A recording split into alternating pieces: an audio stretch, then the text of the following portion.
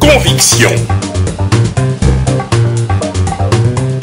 Bienvenue sur le plateau de Conviction. Vous êtes bien sur Radio Mboté, la voix de la diaspora africaine. Et comme à chaque occasion, nous allons à la rencontre d'une personnalité de la diaspora africaine, ici en Belgique. En l'occurrence, aujourd'hui, je reçois Ramses Ramazani, qui est le président directeur général de Matongé Multimédia, Matongé TV, mais il collabore également dans l'émission Congo Nabisso sur Radio Panique. Ramses Ramazani, bonjour. Bonjour. Alors, nous recevons un patron de presse, c'est comme ça qu'on peut vous appeler, dites-moi. Oui, patron de presse, parce que je suis, comme vous l'avez si bien dit, patron d'un groupe Matongé Multimédia depuis quelques moments déjà, qui supervise la radio Matongé TV ainsi qu'une radio qui est domiciliée chez nous. Mais aussi, je travaille en collaboration avec deux, trois radios, Radio Mboté, Radio Panique 105.4 FM. Alors, vous êtes un visage connu de la diaspora congolaise de Belgique, mais également africaine, puisque vous êtes implanté depuis pas mal d'années déjà dans l'emblématique quartier Matongé. Vous avez même, à un moment donné, je parle sous votre contrôle, été même le vice-président des commerçants. J'y suis toujours. Vous l'êtes toujours, autant pour moi. Alors, vos activités médias ont fait de vous quelqu'un de plutôt accessible. Vous avez proposé à la diaspora un certain nombre d'émissions, de programmes qui la met en valeur. On va peut-être commencer par les origines, au fond. Qu'est-ce qui vous a motivé à vous lancer sur ce créneau? Je rappelle aussi, pour ceux qui ne le savent pas, que vous êtes juriste et que votre spécialité, c'est aussi l'aéronautique. Racontez-nous. Oui, un peu de tout. Pour parler de l'aéronautique, effectivement, j'étais il y a quelques années chef d'agence de fret, où j'ai travaillé avec une très grande société sur place. Et puis, j'ai accédé à une autre dimension. Je m'occupais des passagers qui étaient chargés du contentieux et du marketing. Et là, le nouveau patron m'avait chargé de passer donc un diplôme à Montréal, à IATA. Donc, je suis consultant international en transport aérien depuis 2011, où j'officie de nuit dans un des aéroports belges de temps en temps, puisqu'on m'appelle, il y a beaucoup de travail là-dessus. Ça, c'est ce qui concerne l'aéronautique, mais ce qui concerne le droit, j'ai longtemps travaillé dans un cabinet à Woluwe Saint-Pierre, mais vous savez très bien que les finances ne sont pas toujours bonnes concernant cette profession. Et j'ai eu à travailler sur d'autres secteurs. Je suis patron, businessman, où j'anime quelques activités, salon de coiffure homme, dame. Je suis dans la restauration. Ça, c'est les activités que je fais, mis à part d'autres activités que je ne nommerai pas ici. Alors, les médias, pour vous, c'était une nécessité ou un effet de mode, dites-nous? Oh non, pas du tout une nécessité. Vous savez, nous sortons de cette école de Radio France Internationale, de La Voix de l'Amérique, où déjà, enfants, nous suivions à la radio ces grands journalistes qui parlaient de très loin et que nous suivions. J'ai toujours suivi l'actualité de par ma formation, de par l'éducation et du milieu familial dans lequel je ressors. On a toujours eu à écouter les informations aussi bien radio que télévisées, en discuter. Donc c'était pour moi quelque chose d'assez naturel que de mettre un pied à l'étrier, de s'y mettre. Alors, le moins que l'on puisse dire, c'est que le paysage médiatique africain, je parle de la diaspora africaine ici en Belgique et plus globalement en Europe, est plutôt encombré en ce moment avec les web TV, les web radios. Est-ce que c'est facile de faire sa place dans ce milieu, d'après vous? C'est un paysage, franchement, oui, qui est encombré, mais nous militons pour le qualitatif. C'est-à-dire, pas mal de gens font de la web radio, font de la web TV. Bon, j'ai aussi affaire d'une radio à fréquence. C'est pas toujours évident pour les personnes qui ne le font pas par amour. Moi, j'ai un amour des médias, j'ai une rigueur intellectuelle par rapport à la qualité de l'émission, j'ai une rigueur par rapport au respect que nous devons à tous ceux qui nous suivent. C'est pourquoi je m'y suis mis il y a quelques années déjà, maintenant une dizaine d'années en ce qui concerne la radio à fréquence. Mais pour ce qui est de la web radio, web TV, c'est il y a quelques années déjà. Pourquoi? C'était une réaction par rapport à ce qui se fait. Il y a eu beaucoup, à mon sens, de médiocrité. Et c'est pourquoi, sans prétention, nous sommes dit, on va essayer de faire quelque chose de différent, d'où faire des médias de référence. Précisément, qu'est-ce qui est, je dirais, qu'est-ce qui singularise? Quelle est la spécificité même de Matongé Multimédia aujourd'hui? Matongué Multimédia, nous avons cherché d'abord à être au cœur du quartier commerçant, le quartier africain de Matongué, là où se trouve notre plateau, mais aussi pour chercher à fédérer la communauté africaine. Nous ne nous focalisons pas sur... Elle est divisée, à votre avis?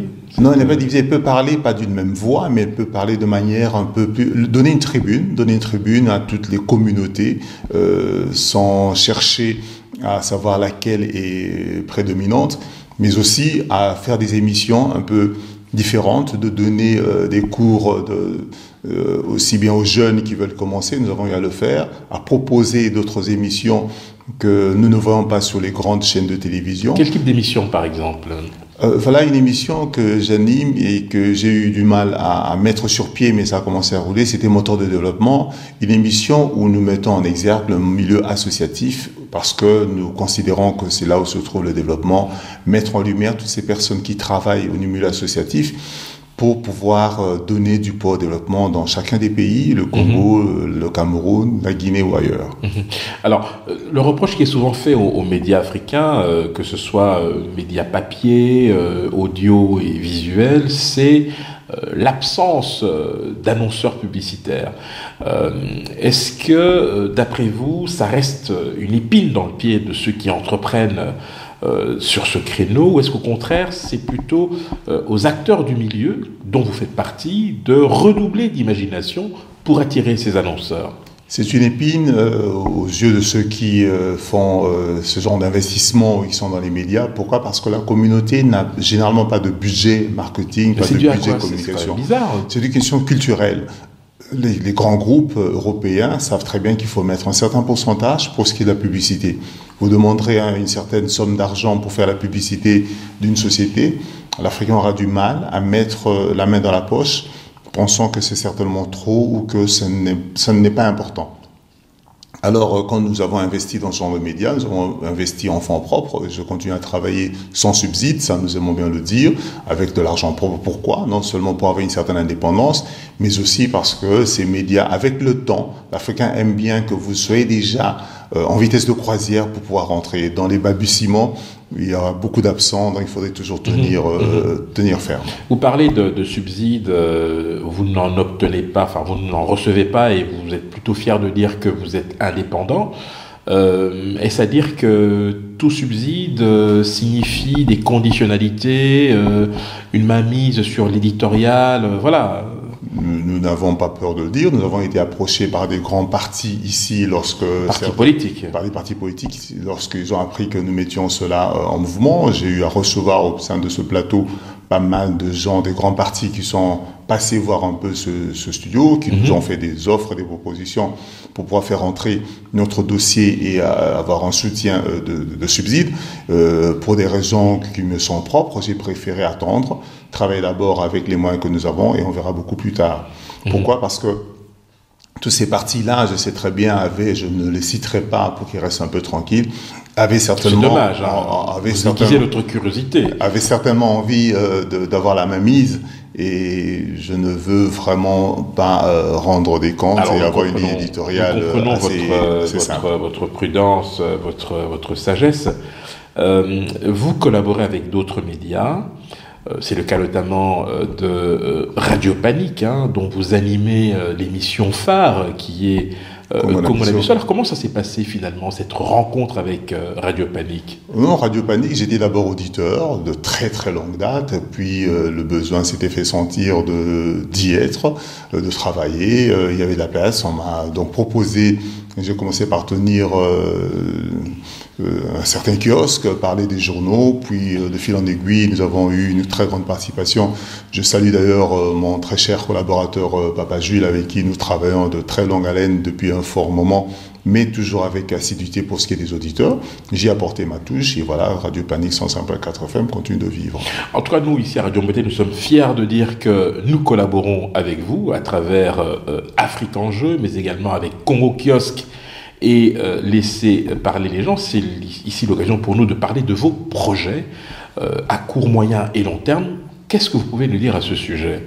À ce sujet, Radio Mboté, comme beaucoup de gens le savent, je suis écouté sur Radio Mboté, Afrique en jeu tous les samedis, et je reçois des coups de fil à ce sujet. Naturellement, on nous demande, on nous félicite, mais on nous demande aussi d'avoir de l'exigence, de la prudence, de la sécurité dans les informations. Mais c'est quelque chose que les auditeurs sont arrivés à trouver, que nous travaillons avec professionnalisme, ce qui manquait. Il y a une demande qui est faite au niveau de la communauté d'autres gens. Ne vous fiez pas à ce que vous pouvez croire. Nous sommes aussi bien écoutés par des Européens que des Africains eux-mêmes. Nous ne sommes pas une radio communautaire. Lorsque je travaille sur Radio Mboté, les échos, du moins dont je reçois. Mais les projets sont là, avec Radio Mboté, du moins en ma qualité de patron, si j'ose dire, de Matongue Multimédia. Cette année, qui va commencer en septembre, nous allons essayer de donner un peu plus de grande dimension à la collaboration avec Radio Mboté, avec d'autres radios, pour pouvoir en fait se tenir la main et aller de l'avant tous ensemble. Alors, on va terminer avec un de vos talents cachés, c'est le théâtre, parce que vous êtes à l'affiche d'une pièce qui a fait le buzz, n'ayons pas peur des mots, Pas un regard en arrière, qui a cartonné ici à Bruxelles et qui va bientôt se produire à Liège. Qu'est-ce que vous pouvez nous en dire de cette expérience ? Voilà, pas un regard en arrière, une pièce de Christine Kaïcha qui m'a suivi sur Radio Panique et la voix lui a dit quelque chose, est venue voir la personne que j'étais et je correspondais à un rôle dans cette pièce. J'y suis allé tranquillement parce que jeune déjà au secondaire, j'ai eu à faire des pièces de théâtre, un peu moins à l'université, mais c'est quelque chose que j'aime et voilà que je m'y suis mis.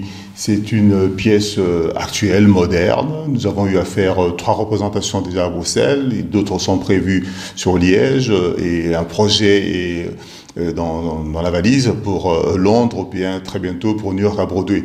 Voilà, nous sommes là en train de travailler avec pas mal de télévisions africaines. Nous avons eu enregistré, faire des interviews pour certaines télévisions en Afrique de l'Ouest. Voilà, il y a une demande en matière de théâtre et nous sommes là. Il y a beaucoup de gens qui ont des talents cachés qui sont prêts à le faire ici dans la communauté. En tout cas, bonne continuation pour la suite, Ramsès Ramazani. On rappelle à nos auditeurs qu'on se retrouve évidemment dès septembre pour Afrique en jeu. Et puis évidemment, les vendredis, c'est à partir de 20h, je crois, sur Radio Panique. En tout cas, merci à vous de cette hospitalité. Je me sens ici chez moi, naturellement. En tout cas, pour vous qui nous suivez, nous serons là à la rentrée d'ici quelques semaines de repos. Portez-vous bien, bonnes vacances. Merci infiniment, Ramsès Ramazani.